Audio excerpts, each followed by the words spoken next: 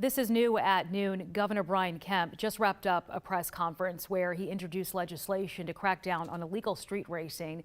This has become a big problem, not only in the city of Atlanta, but nearby communities as well, leading many of them to pass their own ordinances to stop this growing problem. Joe Ripley live at the state capitol. Joe, tell us more about the governor's proposal here.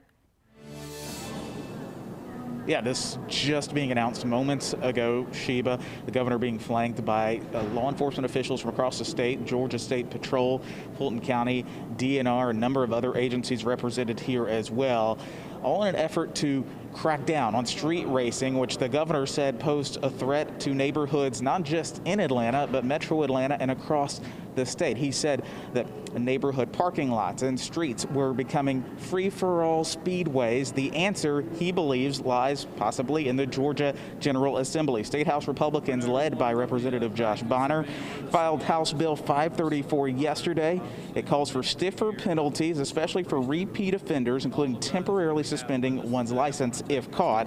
Georgia Democrats, led by State Senator Emanuel Jones, already filed a similar bill at the start of the session.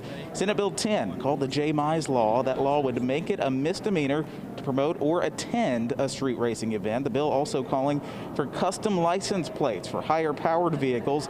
Violations of that law would lead to 8 points on a driver's license. Accumulating 15 points within a 2-year span would lead to a license suspension. On the Democratic side, the bill also calling for fines of up to $2,500, and cars would be impounded as well. The two sides now working to find compromise to address a common issue in metro Atlanta.